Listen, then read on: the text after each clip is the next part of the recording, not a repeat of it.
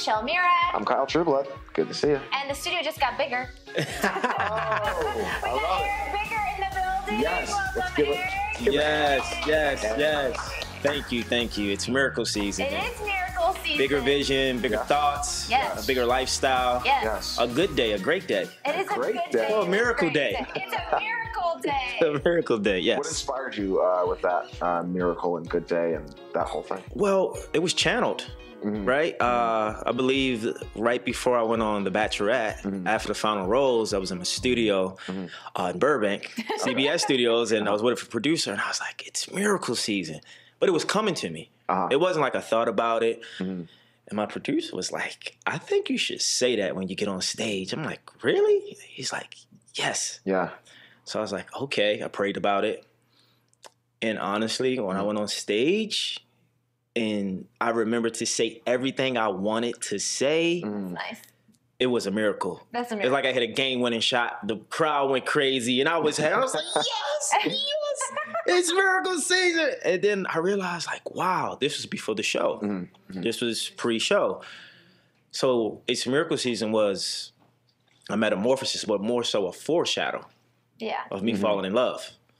But I had to go through so many different phases within those 10 weeks of being on national TV, being vulnerable, being open, and my life changed. And I got my miracle. I didn't win the show, but I feel like I won the season. Right. Yeah. It was my miracle season.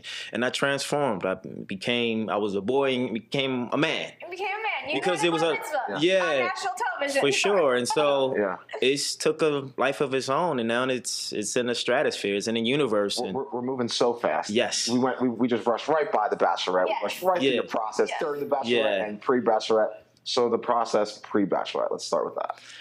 A young kid from Baltimore, Maryland, fresh in LA, postgraduate, graduated 2010, May 9th. A month after that, I booked a I one-way. don't think he knows the date. Well, yeah, because Barack he spoke at my graduation. That's amazing. It was Mother's Day. Wait, where'd you go? Donald Trump spoke at mine. Yeah, Hampton University. So it was like Very different June 12th, I hopped coincidence. on a plane, booked a one-way ticket with $1,000 to my name. What made Nice. you want to move to LA? Yeah. Intuition. Intuition. So when I graduated, I went home, and my dad was like, son, I don't think you should be here. I think you should go to LA, Wow. of all places. I'm like, okay, Dad. What And did you're you in study? Maryland at this I point. was in Maryland, Baltimore. What did you study? Entrepreneurship. Okay. From there, I went to a friend of mine's mom's house, and she was giving me a graduation gift. She said, Eric, I think you should go to LA. What? Go to like Indeed.com or like apply for a job. They don't know each other. I love Right, this. right. So Yeah.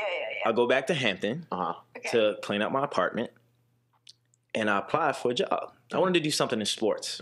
LA sports marketing. I Googled it. Yeah.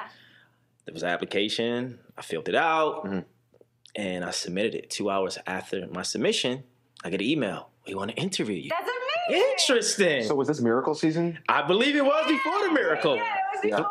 3 signs, right? Right, Yes. right, And It so always comes in three. I had a graduation party June 5th, and June 12th I booked a one-way, and I never looked back. Nice. Where did you move into? I moved right into so I had a friend staying in West Hollywood. Nice, I stayed with them, for 2 weeks, him and his wife. And then I ran into a good friend of mine from high school. No way. She's actually the owner of Slutty Vegan in Atlanta. Her name is Aisha Cole. Okay. Amazing. Oh. Pinky. Yeah. She's from Baltimore. We went to Yeah. high school together, right? Okay. So she let me stay in her place for 3 days while she was going back east for a sorority picnic. And I spent one day in a car. People don't know that story. Nice. It was tough because her landlord was like, you're not on the lease. You got to get out of here. So from there, she helped me out. Went on Craigslist. And my Gotta love first Craigslist. apartment was from a guy who drove a limo. His name, Mustafa. Hey, Mustafa. So I paid that man for a year, Okay. $500 a month just to sleep on his couch. Amazing. Really? That's where the miracle really started. Yeah. And it was tough. I graduated from school with honors, mega cum laude, but LA didn't care. No. Like, LA who, doesn't who cares? And it was tough, but that's when the process of me learning and reading books, Think and Grow Rich, As a Man Thinketh, The Secret, Tony Robbins, Bob Proctor, Les Brown, Mary Morrissey, all these guys. Yeah. What are successful people doing and how are they successful? Meditation, affirmation, all these things. And then from there, just I feel like you become what you surround yourself in, what you read, what you think, what you consume. And then I still was learning and growing. I was 22 at the time. Yeah. And then from there, things just started happening. I booked some commercials, doing background. I got tapped hardly, like, oh, wow. And it's interesting because I was reading The Secret and Think and Grow Rich, and I was applying what I was reading. And I did a commercial, a Genio turkey burger commercial. I was doing background. Nice. Okay. Doing background. They get you upgraded. And they kept my part. Yeah, you featured. I had a graphic tee on. And so people I don't think they're going to keep that. Yeah. So I'm like, okay. It was September 2010. January of the next year, I got a check for like $400. Nice. And in May of the next year, I got checks for $1,200, $1,400. Residuals. Nice. Residuals. But here's the thing. I literally was reading everything, Think and Grow Rich. You got to write your statement. You got to read it out loud. I was applying what I was learning, and it was manifesting in my life. So on that background, I make $15,000 in residual income. That's amazing. And I was like, Amazing. oh, wow, this stuff really works. Yeah, yeah. And at the time, I should have paid. This one they didn't have. It was, I think it was SAG and after they wasn't They together. weren't merged yet. I should have paid then to get in the union. Yeah, but for sure. I still got in the union eventually. But Good. yeah, that's where the journey really started with just information and knowledge. And, Dr. Joe Dispenza says, Love that knowledge is the precursor to experience. So I tell a lot of people, information can change your situation. You've had so much success. Yeah. And you're like a forger, like a pioneer. Yeah. Right? But I just want to back up just one more time. That night you spent in the car when you got kicked out because you weren't allowed to be in her place. Yeah. What was you're so mentally tough, so I'm sure the audience wants to hear like what was your process that night? Because I'm sure that's like as tough as it gets. Yeah, it was so surreal. I felt like I was in a movie. Yeah. Like I remember I had like this polo shirt on. It was different. Like I remember like vividly everything. It was late because I got there late. It was like probably like 9 or 10, and I had her car. And I was like, you know what? I guess I'm just gonna sleep in this car until I figure out what happened tomorrow. But I never looked at it as, oh my God. I had to figure it out. But I come from that place in Baltimore where it was tough and it was challenging. And I dealt with emotional abandonment, not having that love and affection I wanted from my parents. And, my dad was a provider, not a guider. He was in the streets. My mom did the best she could. And it was great. The circumstance, we wasn't poor, but the circumstances were. I had friends who had it worse. But I always been this kid, I'm going to figure it out. I'm a leader. Like I'm gonna figure it out. And I feel like when you put in position where there's challenges and there's adversity, and you will. Yeah. The only way's up. Yeah, and sometimes when you have too much support, and you have too much love, and you have mom and dad, taking care of your responsibilities, it's a crutch, and it can kind of keep you from growing. So I'm thankful I didn't have the things I thought I should have as a kid, because it propelled me to like figure it out, to be great and be something. And rather than like, it's just hard and playing the victim. We don't play the victim over here. Yeah, no. Expressing gratitude. That's the key to it. And absolutely. So, just going on that, to piggyback on your gratitude, what did you see in the early stages of being in LA that were coming to you because of the gratitude? Well, you saw some of what he was saying with the... That's a great question. That's such a great question, because it wasn't even that it was gratitude. It was just like I was in survival mode. Like I had to survive. So I couldn't even think about gratitude. I was thinking about, okay, what do I have? What can I do? Yeah. Thank God for LA and background acting, because that kind of took on a life of his own. I was doing that, and I was working at the Beverly Center at Chic Shoes. I was selling sneakers, making $8 an hour. Yes. $35 a day. Yeah. While doing background acting, I was on was it Greek Life or The Greek? Remember that show? Yes. I was on that a lot. I did baggage with Jerry Springer. I did that You guys must have crossed paths in certain. Yeah, so I did a lot of that, and some stuff took off, but here's the thing. TV's been chasing me. I haven't been chasing TV. My first job when I got to LA was Sweet Life on Deck with Zach and Cody. Yes. And I was a stand-in NBA player. Okay. And I was playing Deron Williams at the time. So when I backtrack my life, I'm like, TV's always been in my vortex. It's always been in my frequency, but I've never been I didn't come to LA to be on TV. Yeah. So when I say all that to say, when you trying to make it and figure it out, you have to look at what is working for you without you working for it. Do you have a look? Are you smart? Do you have good energy? Are you driven? Are you determined? Do you know someone that can help you? Like, you have to use your resources that naturally are in alignment with your purpose or with your soul in the moment. And I think sometimes we go outside of what doesn't work or, you know, what is working. So I was like, well, I know I like working out. I know I like training. You know, I'm a good person. So let me see what I can do. Let me put myself in these places, and things start to happen. But then it wasn't until I really started taking in information in a more intentional way that my life really changed. Speaking about TV chasing you, I think this is you. I think this is you. Wow. This is my life. What year was this? 2018. Baltimore, very tough and challenging upbringing. Wow. But through basketball, stay focused. Why don't I have this? I need this. To put this on my page. We'll get you this. Straight to LA, one-way ticket. I figured everything out. I trained. Wow, look at that young guy. Hey, buddy. Motivated. I worked several jobs. I remember that shirt. Happened with me cast at the age of 29. Bachelorette. Season 13, Rachel Lindsay. And that's when I fell in love for the first time in my life on national TV. And it changed everything. My dreams came true. Got a podcast. I traveled the world. And everything has just been flourished and amazing. I'm in her business. And this is my life. That's amazing. A good throwback Thursday for the gram, huh? Thank you. Wow. I think it's really... And it's things and stuff like that that I forget. Because I think when people see me, they think I know what I'm doing. They think I didn't know what I was doing. I did everything I thought I should do. And I forget what I've done and what I've been through. Because it's like you have this jersey on, you're in this arena, but you don't really know the team you're playing for. It's just like the universe, like, get in the deep end and swim and figure it out. And so much is happening so fast and things, and you're not even processing because you're in it. Right. So people think you, of course, you know you're the guy. You know you got, where it's like you over here doubting, you're questioning, like, I know, but I don't have no blueprint. I don't have nothing to make it make sense. Right. I don't have no formula for what I'm doing. You're going on instinct. Yeah, I'm going off of what I think. Right. So it's like I had to like pull back and think like, hold on. There were moments when I was very ungrateful.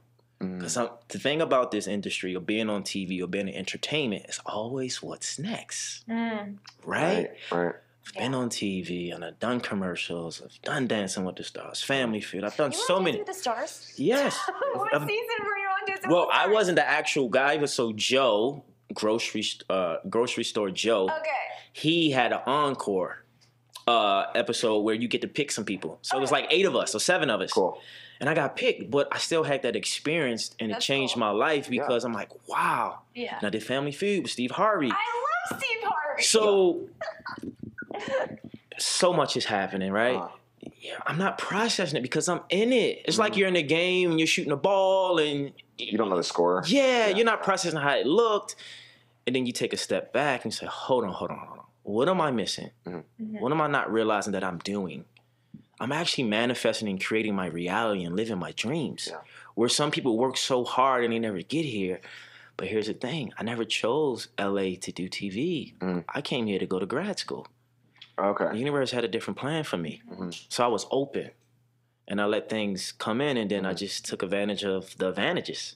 Where would you have a lot of knowledge. Yeah. Life knowledge. Did you acquire that, or is that just something you pick up along the way? Oh, acquire for sure. From where, if you could tell us? Well, I was always a nerd in school. I could book around, play basketball. Okay. But I was just curious. I'm a curious guy.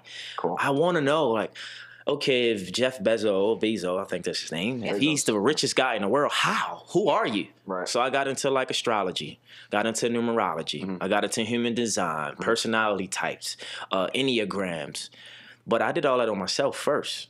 Right. I had to research myself. Jungian archetypes. Yeah, and try to understand, who am I? What am I? Why do I look this way? Why do I talk like this? God has given me a gift. How do I use it? How do I utilize it? And how do I become more and add more value to the world? So I was just curious. Curiosity led me to information, and I realized information change his situation. So it was just books and studying the Oprahs and the Tony Robbins and the Steve Jobs and Steve Harveys and all these successful people. Tony Robbins was a big inspiration of mine. That's where it really started. He's a Pisces like I am. Right. Oh, he's a Pisces too. Oh, yeah, right. Yeah. Talked about that. Yeah. So I just was so curious, and I was like, I know I'm here to help people, but in what capacity, I don't know. And really I had a lot of anger growing up in Baltimore, and that was my anchor. Like, I'm tired of living like this. I'm tired of, like, just winging it or just being cheap-minded or a scarcity mindset or broke mentality. I want abundance. I want more. I want better. Where do the rich people live? How do they think? How are you able to make $1 billion? Who are you? What sign are you? So the curiosity really like allowed me to tap into like the spiritual and the stuff you can't see, but you only can feel and experience when you're in it. You kind of surpassed your own ego and really modified yourself in a way to ask the right questions. The hardest work we'll ever do in life is on thyself. It's on ourselves. She said it yesterday, actually. What did you say? Success is an inside job? Thank you. I wanted to get a word in. I was like, when am I going to be able to talk? I was like, this guy, love you to pieces. I got the good questions. I'm sorry. No, you're great questions. That's why I was just like, when can I jump in? I said this last night, and I truly believe this. And I always have to preface this with my mom. I lost my mom a year ago, and for me, my mom was my everything, and she still is. Like, well, your mom is here right now. She is. She's present. Yeah, I feel her. Yeah, me too. So. Yeah. I feel like I'm gonna cry. Jesus. It's okay. But you want to talk? I just like made a promise to myself that like no matter what I do, I'm just gonna pursue joy, whatever that looks like. And I was like so focused. It's so funny how you're like, I never chased TV. Yeah. I did. I like chased it. I chased it. And then like when my mom got sick, I was just like, it forced me to just kind of like go in and be like, it's not what I do, it's how I do, and what is it that I want to do, and and I'm a big spiritual person, and I'm a big person of like, I read all this stuff, and I was just like, universe, God, like, what do you want me to do? Like, I'm here of service. Like, I'm here to do stuff. Like, I clearly have been given the gift of gab and connection.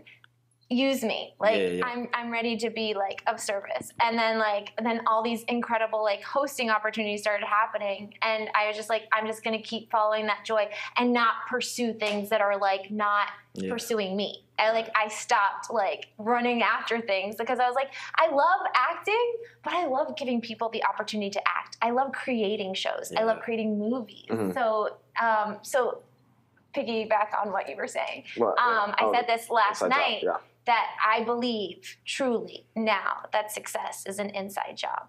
Oh, it's an inside. It's the internal for the external. Yeah. Totally. You got to go within. And at the end of the day, when we go home, I don't care if you have a spouse, big time company, you make me, who do you go to sleep with? Yourself. You got to look yourself in the eyes. You got to really check in.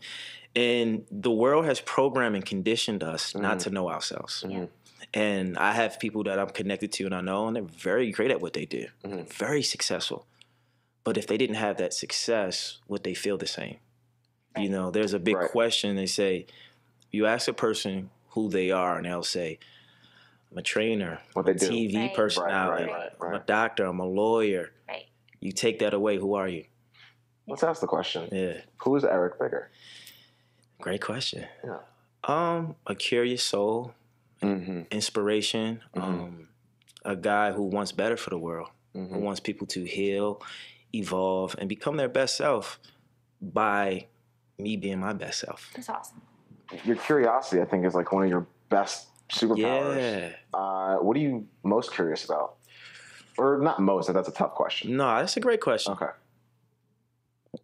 There's a lot of things I'm most curious about. I think the number one thing is that why do, as humans, we have to experience so much pain? Yeah. Self-imposed or just in general to have some type of success or thing attached to it. Right. Over my years, I realized people who are at the top or who really climb, they experience a lot of pain that some of us may not know about.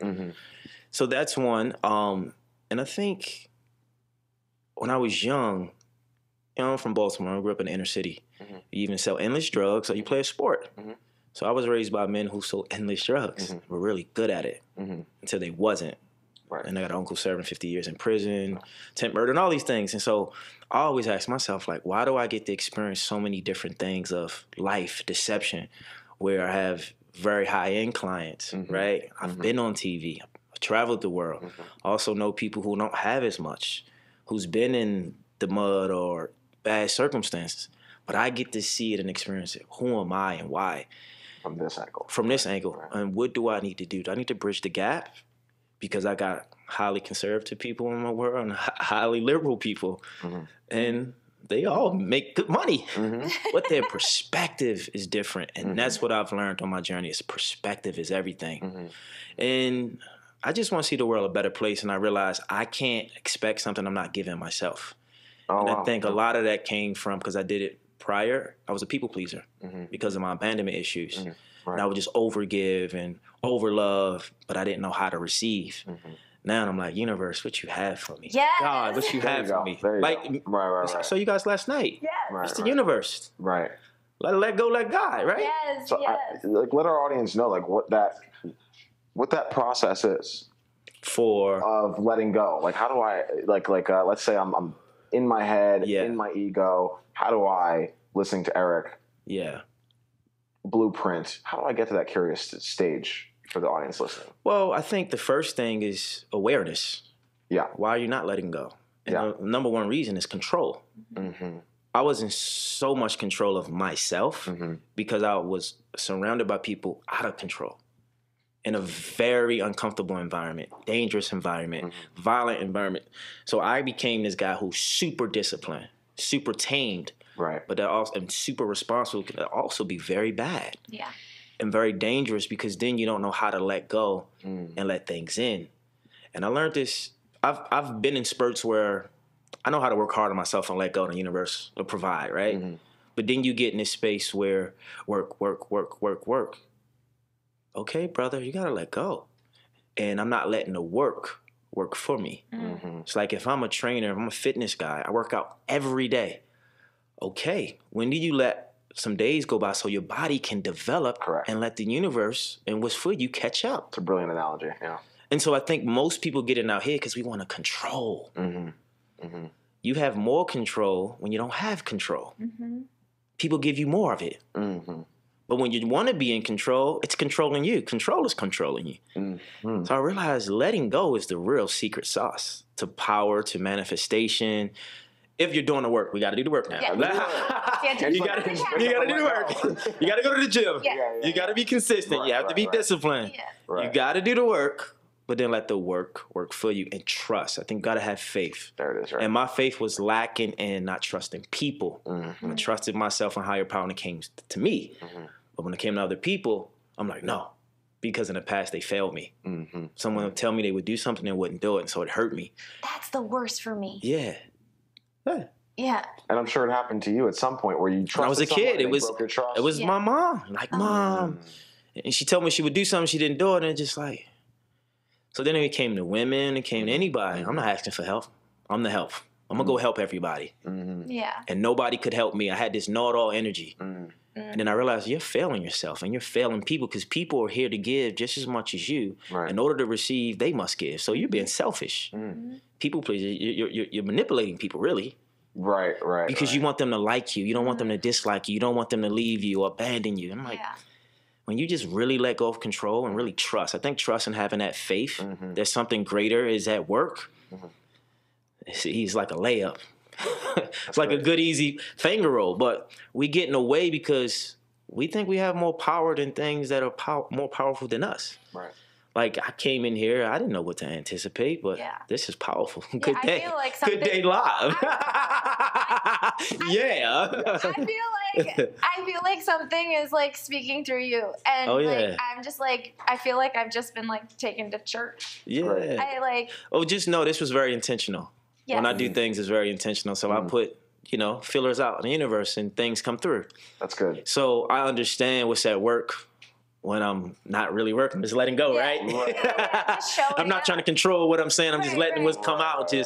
And that's how It's Miracle Season came about. That's so cool. It came through. It was just, this is where I'm at. So so apologies, I don't watch The Bachelor. no, or it's The fine. It was 5 years ago. Let's be clear. I never did. Yeah. But I actually found you. I was like, you look so familiar. Yeah. But I couldn't place you. But it's because of Miracle Season. I had seen Miracle Season before. Oh, yeah. okay. And I was just like, wait, I didn't want to say anything like at the book signing for Natasha. So, but I was just like, I gotta place this guy. Like, I gotta place him. Yeah, and then I was like, oh my gosh, that's. Yeah. Yeah, it took on a life of its own. We got the app out, It's Miracle Season app. We got merch, we got mugs. Okay, good. Yeah, Good. so it's really a way of life. It's a metamorphosis. It's Miracle Season is a transformation, mind, body, spirit. So cool. Amazing. Everyone, you're a miracle. You're a miracle. It didn't. Amazing. When your mom had you those 9 months, it was tough. It was challenging. But after 9 months, what came out? A beautiful baby, which was with us, right? That's what Miracle Season's about. Yeah. We want the miracle, but we got to be willing to do the work to attract it and to attain it. And so that's what I discovered on my journey of the Bachelorette, falling in love. I went through so much pain and challenge, but even in life, I didn't just get here because, hey, look at me. Like, had to figure things out, had to go through things, and I'm just happy. And I just want to be a voice and an entity, an energy for people to let them know, like, you got it. You got what it takes. You're enough, kind of. You're enough. You're worthy. You know, I think a lot comes around to being worthy and knowing who you are. And like I said, they program us not to know. That's why they control us with the media and the mind and words. Language is so important. Yeah. So important. Think about this, right? You know, you might, relative or friend, stop worrying about me. Like, stop the worry, right? Think about it. And they say, worry about yourself. Why would we worry? Right. Instead of saying focus on yourself. Right. Yes. Language, right? Worry, right? That word has a negative connotation. It's very a low vibrating word. Yes. It is. We want to focus. We don't want to worry. We want to focus. But we say these things, oh, that was crazy. Well, you got to really be aware of what you're saying and how you're saying it. Or I had a bad day. Or no, I had a different day. Right. Yeah. You want to, because it's psychological, right? You got to train your mind and your body. And here's another thing, your nervous system. I had a client, he's about to leave town. Very successful, 3 decades, and never been gone for 5 weeks and left his business. And his wife is telling him, I said, your body is trying to keep you here by getting sick because it's so afraid to let go. Remember? Anxiety. That control, right? Yes. So your nervous system, so there's I forgot the lady name, but I took a course and she teaches you how to expand your receiving paradigm when it comes to money and business. Oh, that's good. So she says some people make a lot of money, but they can't keep it because their nervous system is not comfortable keeping it. So they find a way to get rid of it. Wow.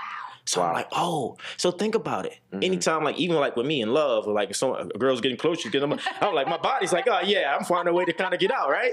But it's my body. Right. Your body keeps the score. Your body knows everything. The mind-body connection. So I tell people, I've been learning your nervous system, always check in with it because it's speaking to us. It's speaking to the universe. Even with success, and this is what people don't talk about. People are afraid of success. That's why they don't want to change. That's why they don't want to be responsible because it is scary. It is uncomfortable. There is uncertainty, right? Yes. But no one talks about that. Then when you get success, you have to sustain it. Oh, no one talks about that. They're like, oh, you got it, bro. Like, yeah, okay. Right. So it's a lot that people don't uncover, but I've been in it long enough to know, like, okay, this is where I'm at. This is the phase I'm on. How can I get better to help someone else? And what am I not seeing about myself? Because I'm being so hard on myself. Why? And for what reason? And my therapist said, the way you're hard on yourself and talk to yourself, would you talk to your younger self or would you talk to your nephew like that if he made a mistake? I was like, no. She's like, so stop it. So we got to build that strong relationship with thyself. That's how we get ahead. Yeah. And it's all about how we feel. How do you feel? Yeah. I feel good. It's Good Day Live with Michelle and Cal. M&K, baby. Like, let's not forget. I love it. That was so funny. Last night you were like, pitch me the show. Pitch me the show. What's the show about? I was like, honestly, it's just about having a good day, connecting with people like that bring good energy. And stuff that we need to not we need to, but that we're like, putting out into the world. Who needs to see this? We'll see it and we'll get what they need to get from it. like I'm feeling all the feels from like being frightened from our first guest to like practically like crying right now. I just think it's so incredible, and just to see your journey up into this point is super inspiring. Yeah, thank you. I know it's like nobody wants like what's next, but like what do you see? Like where do you see like yourself? Where do you see an older, bigger? So here's the thing. I've been tapping into the future, right? Yeah. I love Dr. Joe Dispenza. He's so great. And the thing is, I know this information. I know this. I studied it. I am it. I became what I've studied. But there's times when I'm hitting this, I'm taking off, and then it's like I'm coming back down. So, okay, why am I not standing on this playing field? Why am I not standing in this frequency? What am I lacking? So he's like, this cause and effect, this 3D reality, we got to get out of that. I have to do something to get something. That's cool. That's fair. But if the future is now, why do you have to wait? So I came up with this mantra. What is it? And the mantra is, the future is now. Feel it. Right? Meaning like the way to manifest what you want, you have to feel what it is. So the future is not later. It's now. Right. The future is now. Feel it. So what does it feel like? What does your future self feel like? Not what it looks like. What does it feel like? Oh, yeah, we're going to imagine. Okay, cool. I just see, what I feel is miracles just spreading across the world and helping people heal with information that comes from their psyche, their spirit, their soul. There's a thing that said, alignment is my only assignment. Yeah. That's it. Anything outside of that, that's not part of my world. I can't control that. Right. So how do I get people to tap in with themselves? Because here's the thing, this is my perspective. This is my experiences. What might help me might hurt you. Yeah. What might motivate you might challenge me. Right. Right. So we spend so much time looking up to others, which is great. Do you look up to yourself? Yeah. Can you look up to yourself? Wow. Can you be the go-to person for yourself? Yeah. If you're looking for investors, you're looking for funding, would you fund you? Yes. Yeah. Right? Like, this is how we got to think. Yeah. So for me, I am what I'm becoming every day. Awesome. And every day there's a new me. Because every day is a new life to a wise one, right? Because the energy changed, the days changed. Because if we're having a down day today, right? The next day you book a big job, your whole frequency, your whole energy changed. So now you're telling me and you're telling your body that you allow outside things, external forces to control how you feel. Right. Good or bad. Good or bad. Right. How do we change that and feel like that all the time? That's what I want to tap into forever and get people to tap into. Yes. Right. Because what's for you is for you. But go expand on that though. How do you? Oh, it's about tapping in with your energy. And it goes back to, what are you consuming? Right. What are you reading? Right. What are you listening to? What are you eating? Are you working out? I'm not saying be super fit, but they say motion changes emotion. Yes. Move your body. Walk. Right. How are you thinking? It's not what you think, it's how you think. Who are you around? Osmosis. When they say you are the 5 people you hang with, just go where the affluent, wealthy people are. Just hang out in those environments for a week or so and see what happens to your life. I'm going to stay in Brentwood for the rest of the day. Wasn't Steve Harvey who said he had a friend who would always buy first class regardless? He couldn't really, he wasn't living that life, but he would buy first class. And now he's I'm big on that because I realize, because I'm such a thinker, growing up in Baltimore and seeing the poverty and seeing like how bad it is in certain areas. Or just say LA. Yeah. You go from East Hollywood, you go to Hollywood, you go to West Hollywood, you go to Beverly Hills, you go to Brentwood, you go to Saddle. Why the money just keep going up, huh? It just keeps going so hold on, what's going on here? And then where I come from, I'm a trainer, but when I was playing basketball in high school, I was eating McChickens and double cheeseburgers before the game. I didn't have no blueprint of what being in shape looked like or feel like because no one around me was, but I was. Then as I got older and I came out here, I'm like, I'm seeing people I went to school with. They're 23, 24 at the time. They don't have kids, and they're gaining weight. Why is that? Okay, what's around? Oh, we got carryouts. We got liquor stores. We got McDonald's. We got fast food. Oh, there's no healthy. There's no smoothie. There's no creations. Right. There's no Panera bread. Right. So I'm like, hold on. Right. This is a system. It is. I'm tapping into something. Then you go like, but if you go over here, let's even say if you go to Westlake, Thousand Oak, Calabasas, that's a whole different freak. Like you look out there like, oh, it's peaceful. It's quiet. Oh, it's clean. That's hilarious. Oh, they have all the nice stuff. What's going on here? Yeah. So when you go back to what are you curious about? I was asking, I was like, how do they know where successful rich people live? Like, how do they? Who picked Beverly Hills? Who picked what's Westlake? Right. So I go back. Why is the sky blue? Who gave words meaning?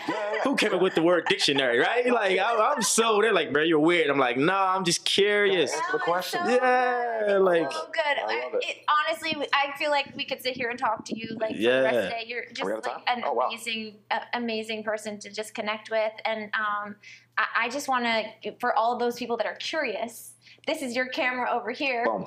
Plug away and let people know where they can find you and get all that great stuff that you gave us. Wow. Well, hey guys, I'm Eric Bigger. It's miracle season, and you can follow me at Eric Bigger on Instagram. I'm also on Twitter, Eric_Bigger, and just Google me, get to know me. But make sure you download the It's Miracle Season app. It's available everywhere. Google Play, iTunes Store. Download it. Join me. Mind, body, spirit, connection, transformation, metamorphosis for your best self.